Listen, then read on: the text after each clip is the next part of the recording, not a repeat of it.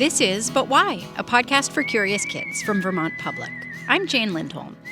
On this show, we take questions from kids all over who are curious about the world around them, like you are. And it's our job to find interesting people who can offer answers. You've been sending us questions about horses for years, so we thought it was high time to do an episode all about them. When we were in Iceland a few months ago, we visited a school for kids and sometimes adults who want to learn how to care for and ride horses. Sometimes they even do horseback riding competitions. The woman who owns the school and cares for all of the horses there is named Sonja Noack. She invited us to meet a few of her horses and learn more. And I love the name of her school, Hestasnild. It's a combination of two Icelandic words, Hesta, horse, and Nild, genius. So her school's name, Hestasnild, is basically horse genius. We have here Twister, my horse, my pace horse. He is looking at us. And Skíði and Kulur, three of my horses. So Kulur is a beautiful gray horse. Describe that beautiful color. He's blue dun, actually, and he has a little star.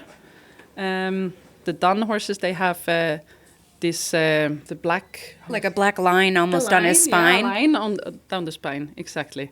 And his mane is two different colors, too. It's kind of almost a dark brown or black and then an almost white color. Yeah, it's under it's dark and upper is light. And they are actually just like, it's not from the sun. It's just happened to be like this in that kind of color when they are blue dun. He seems kind of quiet and shy, but your white horse over here seems to want some attention, and he's got a beautiful set of bangs that he keeps throwing his head back to show us. Do they have different personalities? Oh, yes, they are very different. And also, like, Kulur has been working this morning, and he's chilling a little bit. We have been riding 2 hours this morning with the kids. And Skíði hasn't been working today, and he's just waiting for his time today to do something fun. And what's Twister thinking? Twister probably just wants to say hello and get some cuddle from you. He loves attention. Twister, do you want to say hello to the microphone? It's not food. Twister would like to eat my sweater and the microphone. He loves food.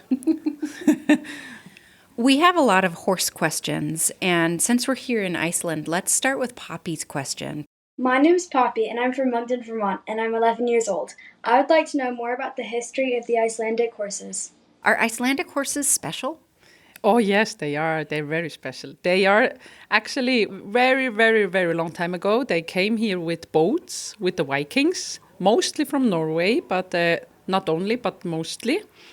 And what makes it very special now, it's that the Icelandic horse has been bred pure over 1,000 years. And that means too, which is sometimes a little bit sad, but all Icelandic horses that leave Iceland, they may never come back. So it's very pure breed and probably the purest breed in the world. Because it hasn't been crossbred with other horse breeds because other horses aren't allowed in Iceland. And so these horses are all descended from those horses that came across with the Vikings. Exactly. Since it's an island in the middle of the Atlantic Ocean, Iceland can keep some pretty strict controls about what comes in and what goes out of its country. And Iceland has decided that the Icelandic horse is a breed they want to protect and control. The country allows horses to leave Iceland, so you can find them in lots of other countries, but you won't find any other kinds of horses in Iceland, which means these horses are pretty similar to the ones brought to Iceland by Viking explorers and settlers over 1,000 years ago. Icelandic horses are known for being on the small side, but most Icelandic people would be annoyed if you called them ponies. They are having a lot of fur and a long mane, and most of them thick mane and tail, which makes them extremely beautiful, of course. And they have so many different colors, which is also special for the Icelandic horse. So horses in Iceland need to be able to withstand some pretty harsh weather. How do these horses make it through really cold winters and oftentimes a lot of wind and snow and rain? They have very, very good and long fur. and they are built like, they are not like very long-legged, most of them. They are like a little bit, strongly built, and they just eat a lot, especially the ones that are just outside. They have to eat a lot, especially in the fall, to get fat and everything, and which helps the skin to take care when rain is coming and snow and wind, because then it will peel away the cold and the wind and the snow. And then we, of course, we are feeding them outside. They are maybe in very, very big fields, but we are giving them hay as soon as the snow is there and they can't get the grass anymore. You'd probably want a long mane and thick fur if you were going to spend the winter outside in the wind and snow of Iceland, too. Icelandic horses are also known for having a special way of running. You may have heard of a walk, a trot, a canter, and a gallop, but Icelandic horses can do 2 other styles. We'll have Sonja saddle up and ride one of her horses a little later on so you can hear what we mean. But first, let's get to some of your other questions. I'm Barker. I'm 7 years old. I live in Pennsylvania. Why are horses so big? Why are horses so big? Yeah, they were not so big. For a million years ago or something, they were like small as a dog. And then they have been getting bigger because it's easier to run away from the predators. And it's also about, then they are a little bit higher up, so they see better when there's coming something dangerous. But of course, it's very different. We have like really, really small ponies, Falabella pony in the world. They are like so small as a dog still. So it's very different. They can be from dog size up to very big. As Sonja said, when the ancestors of horses first started appearing, actually more like 56 million years ago, they were quite small. But over time, they've gotten much bigger and taller. Modern horses have so much variety because humans got involved in breeding them and selecting horses for different characteristics, like being really fast, or being able to pull a heavy load, or being tall. So that's why there are so many different types and sizes of horse bodies today. My name is Henry. I'm 5 years old. I live in Kokomo, Indiana. Why do horses have a tail? My name's Riggs. I'm 5 years old, and I live in Lincoln, California. Why do horses have tails? Henry wants to know, why do horses have tails, and so does Riggs. Yeah, the tail is actually, it's very important for the horse to push away the flies mostly. It's and also, of course, it's protective for their butt. And the mane, it's also for the rain. And also when horses bite each other, it is giving kind of protection with the neck. My name is Omer, and I live in Princeton, New Jersey, and I'm 6 years old. Why do horses have hairs on their back? Why do they have hairs on their back? What's the deal with the mane? Yeah, the mane is like protective, and also on the back, the hair everywhere. Of course, they are mammals, and they have the hair to protect their skin, and especially the Icelandic horse, which is a lot outside, and when it's cold, it's just protective against the weather. It's very, very long in the winter and thick. And then when they change their fur, then it's a lot of hair everywhere. They shed like a dog? Yes, more. You could probably do a pillow out of it. That would be quite a pillow. Yeah, it would be quite a pillow. My name's June. I'm 3 years old. How does horses' legs move? Horses have really interesting legs. The part you might think looks like their knee bends in different directions depending on whether you're looking at the front legs or the back legs.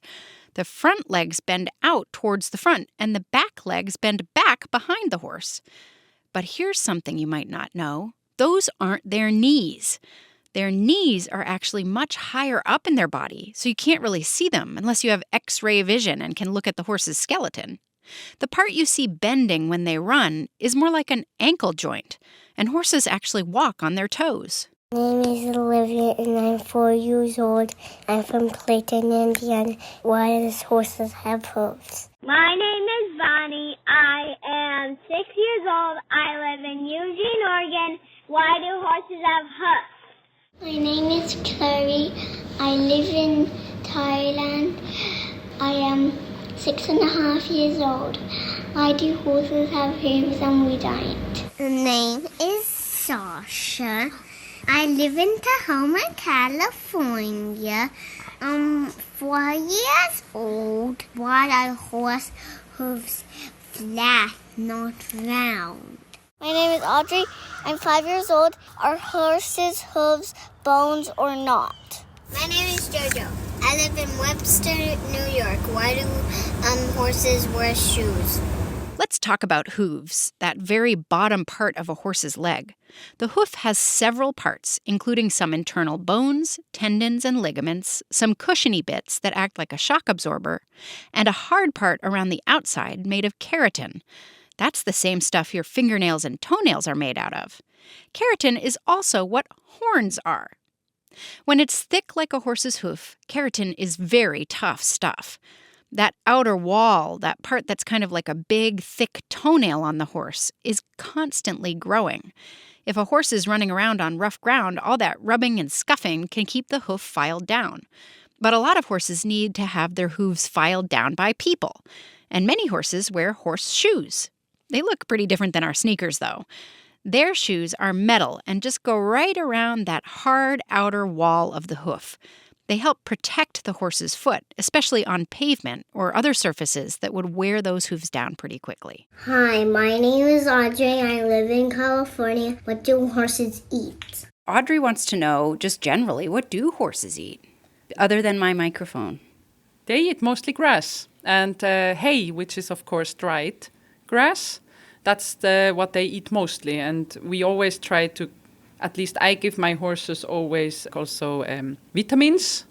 And some of them get also kind of extra food out of corn or something. Depends a lot on the horse, what they need, if they need extra food. But what they eat mostly is grass. I'm Emily, and I live in Alberta, Canada.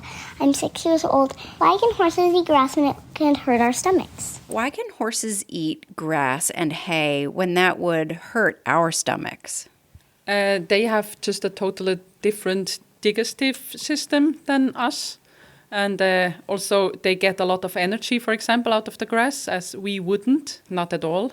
And we can't digest the grass with our stomach. My name's Alina. I'm 9 years old. I live in Barry in Wales. Can horses taste sweet and sour? Yes, they can. And they love sweet, actually. And they also can taste like bitter and salt. And bitter, for example, is very interesting. It can be, they will feel it when there is something poisoned, like poisoned plants. They are bitter, so they won't eat it. But they love sweet. Hi, I'm Ronan. I live in Charleston, South Carolina. I'm 9 years old. Why do horses sleep standing up? Horses can sleep standing up because their bodies are designed to allow them to do it, unlike ours. We'd most likely collapse if we fell asleep standing. But horses can lock their legs to help keep their body in place. And have you ever seen a horse standing tall on 3 legs while its 4th leg is bent and not taking any weight? As a horse naps, it rotates which leg is getting a break, so by the time it wakes up, all of its legs have gotten some time off. But there's another reason horses sleep standing up. It's also very important for them that they could run away very fast when some predator would come. And so it's just about their nature that they could run away. But when they really want to sleep and get REM sleep, they need to lay down for that. And that's mostly for a short time. And when they are in a herd outside, normally you see always 1 or 2 standing at least, which are taking care if everything is fine for the others to sleep. And I think if anybody's seen a horse lying down and watched it try to get up, you can see how that would take a long time if something that was really wanted to eat you was chasing you. It might put you in a very vulnerable position. Yes, 100%. My name is Lucy. I live in Canada. Why do horses breathe through their mouth? Why do horses breathe through their mouths? They don't, actually. They can't. They breathe through their nose. They have very strong nostrils, and they can open it quite much up. They maybe would open the mouth, but it's not really the way for the air through the mouth. It's just for the food. Phew, that was a lot of questions about horses, and we haven't even talked much about how they move. So get a drink of water, let those wiggles out, and get ready for even more horse stuff. This is But Why? Today we're learning all about horses from Sonja Noack, a riding instructor and all-around lover of horses. Sonja runs a riding school in Mosfellsbær, just outside of Reykjavik in Iceland. We talked with her in one of her barns, where 3 of her Icelandic horses calmly watched as she answered all of your horsey questions. My name is Felix. I'm 5 years old. I am in Amherstburg, Ontario. Why do horses gallop? My name's Parker, and my age is 3. And I live in Wisconsin, Madison. How do horses gallop? How and why do horses gallop? It's just their way of running, and it's the way of they gallop that they can run away and run away fast, mostly out also to run away from the predators, but also because they sometimes like to play and run around and have fun. Like we sometimes like to run around and have fun. My name is Marigold, but they call me Goldie. I'm 4 years old. I live in Oakland, California. I would like to know how horses jump so high. They have very strong muscles and very powerful hind leg, which will help them. And then they will just give in and jump high. Do horses jump naturally, or is it something they need to be taught when you're working with a horse that's going to be a jumping horse? Like with the Icelandic horse, we don't jump much. We sometimes do it for fun a little bit, but it's very different between different horses. You know, if they are outside in the field and there is something they have to go over, they would also jump over it, but they would probably often choose the way beside. But it depends so much about different characters. Some of them just love it. They really like to go over. I have some horses too. When it is somewhere, something to jump over, they like to go there. What about this guy? Does he like to jump? No, he is not so much of a jumper. He's more of he likes pace and going fast in pace. He's not so much of a jumper. I'm Sage. I live in Colorado Springs. I'm 10 years old. Can horses swim? Yes, they can. And that also there, it's very different. Some of them really love the water and others not. It's like with us. But when it's summer and nice weather, we often go without saddle and swim with them. That's so fun. We were just like last weekend, we were swimming with them, and the horses, most of them really love it too. And it's actually very good for the joints, and some people even send horses to swim training. Wow, swim training. Yes, because it's also, it's so light for the joints and ligaments. Yeah. So it's like they get swimming lessons, but it's also kind of like physical therapy or like almost like a massage that can help the horses feel good. Yeah, 100%. And horses that have been insured, it can help them to get good again. My name is Lucy, and I'm 9 years old, and I live in Madison, Wisconsin. Why do horse trainers whip their horses, and does it hurt them? If you whip the horse like hardly, it would probably hurt them.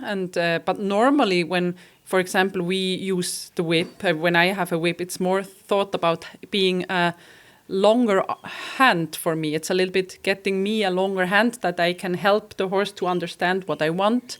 And then I will just put it very slightly at the horse to help him to move and understand what I want. Because maybe my foot isn't reaching his hindquarters, and when I want to help the horse with that, I can use the whip a little bit. So we are not using it for slamming the horse or something. It's more like a longer hand. And also with your feet, are you kicking them hard, and does it hurt when you kick? No, we are trying to get having the horse as sensitive as they can be, with like using a little pressure with the feet. I want my horse to answer when I put my feet at the belly slightly. They should answer to go forward. And the same when I take the rein to stop, I'm trying to have it very lightly. That they answer when when we are fast to answer them and let them be when they answered, then they are also light. So it's so much more fun to do it this way and be nice together. So you think of it as communication, nonverbal communication with the horse, where you're trying to tell the horse, here's what I'd like you to do, and then the horse is responding.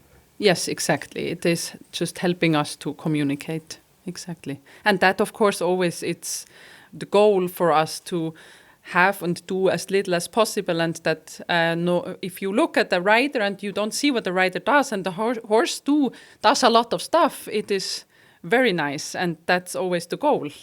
My name is Emma.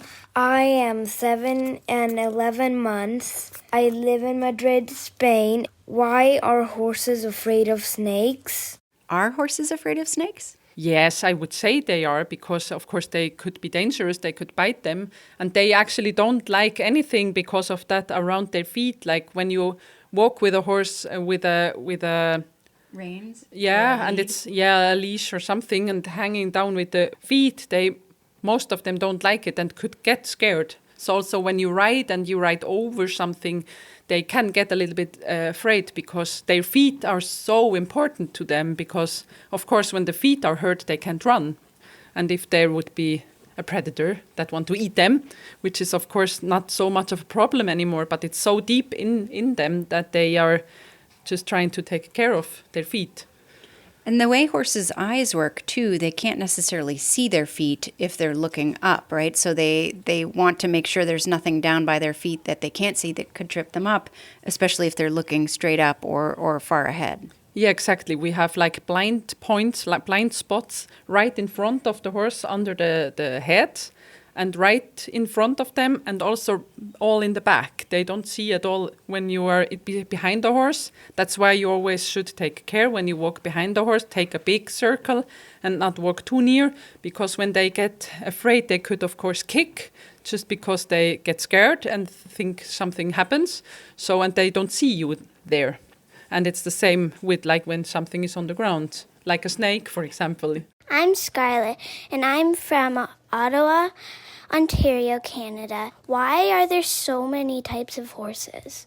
We've talked about the Icelandic horse, which is special and different from some other horse breeds. Why are there so many? I would say it's because we have, of course, very different landscapes and very different, like when you go to the Sahara, it's, of course, very, very hot. And then the horses are just totally different bred, especially for that. And like here in Iceland, we have the Icelandic horse, which is really good in the cold. So it's a lot about the breeding, and also what you are going to do. Are you going to do dressage or gaited riding or jumping or leisure riding or distance? So it's very, very much difference between that. And yeah, out of it's, of course, every horse has, or horse breed has an old, long story, or most of them. My name is Aurora. I'm 10 years old. No, not 10, 11.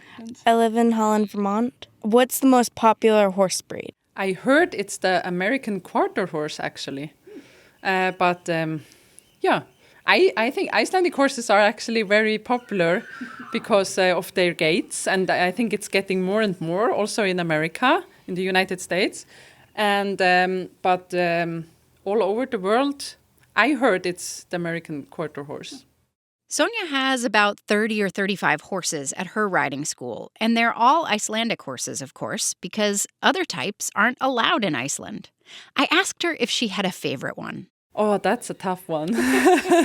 I really love Twister, the one we have here. Yeah, but that's because we're standing in Twister's stall. You can't say you like somebody else better when we're standing right next to him. Yes, I love him. But I also love, Skidi, and of course, I love all of them. I think it's very important, like also with the riding school horses. I really like them all. They are very, very different characters, and I want them to be. And it's okay to be different characters. That makes it so fun. So, and everyone has its qualities. Like people, everybody has a different personality. 100%, and that's just perfect. Before we let Sonja get back to her chores, we asked her to show us one more thing, the special ways Icelandic horses can move. When you think of how horses walk or run, you might think of a walk, a trot, a canter, and a gallop. But Icelandic horses can do 2 more types, or gaits. Yes, we have the tölt. And tölt is the same. They are moving their legs same as in walk. There's always at least 1 foot on the ground, which make it very smooth. They are not like jumping up in the air like in trot and gallop, where sometimes the feet are all like up in the air. So it's getting very smooth, and it can be from very slow to very fast. And it's very fun to ride it. It's like sitting on a slightly moving sofa when you have a good tilt horse. And the pace, it's really fast, has to be really fast to be really good.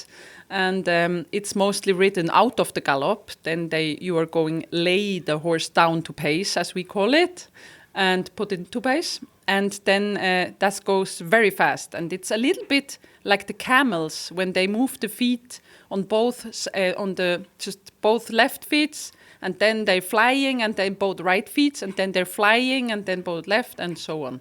So and they are like stretching their head and run really fast like this. It's very fun to see.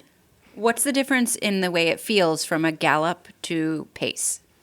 Gallop is more, it's three-beated, so it's like do-do-do, do-do-do, do-do-do. So, and you always like having this circly moving. And in pace, it's a little bit, it's going so fast. So you don't have so much time to think. It's just, it's a little bit...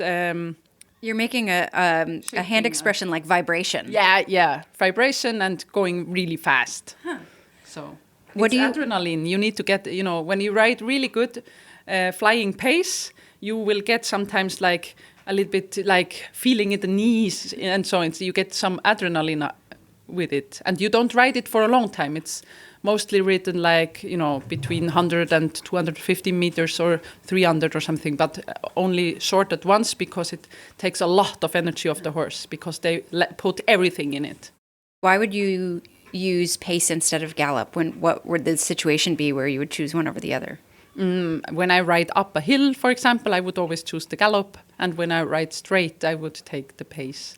If it's a straight line and enough space, and a clear way, and then I would choose pace. And it's just different because it's something you ride not as often as the gallop. And gallop, you of course can also ride very slow, but not flying pace. Seeing how these horses move in their different strides or gaits would be great, right? But we're a podcast, so you can't see anything. But hearing can also be helpful. We asked Sonja if she and one of her horses would help demonstrate these different ways of moving that she was talking about. So she saddled up Krummi, a dark brown horse with an even darker mane, and we went to the riding ring. We attached a microphone to Sonja so you can hear Krummi's hooves and Sonja's description as she rides around the ring. So close your eyes and just listen for the next minute or two and see if you can hear the difference in each type of stride. So I'm going to go to trot now.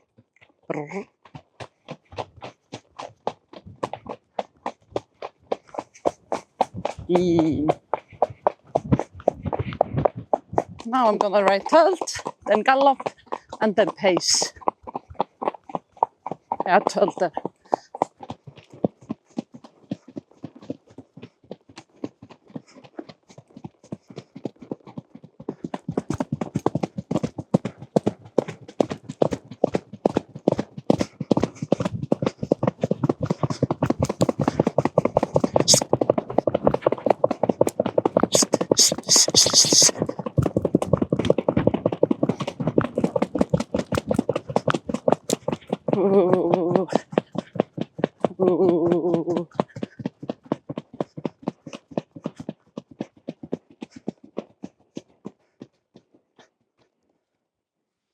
That was Krummi the horse and Sonja Noack the rider. Thanks to Sonja for answering all of our many questions about horses. She's the owner of Hestasnild, a riding school in Mosfellsbær, Iceland. We have pictures and videos of Sonja and her horses on our Instagram and YouTube pages if you'd like to see what an Icelandic horse looks like and what those different gaits look like. As always, if you have a question about anything, send it to us. We get a lot of questions, and we really wish we could answer them all. But even if we can't answer your question, we love hearing it. We want to know what's on your mind, what you're feeling curious about, and what you think we could help you learn about. You can have an adult help you record your question using one of the free apps on a smartphone or tablet, and then you can send the file to questions@butwhykids.org. If you like our show, please leave a review or some stars on whatever platform you use to listen. It helps other kids discover us. Our show is produced by Sarah Bake, Melody Bodette, and me, Jane Lindholm, at Vermont Public, and distributed by PRX.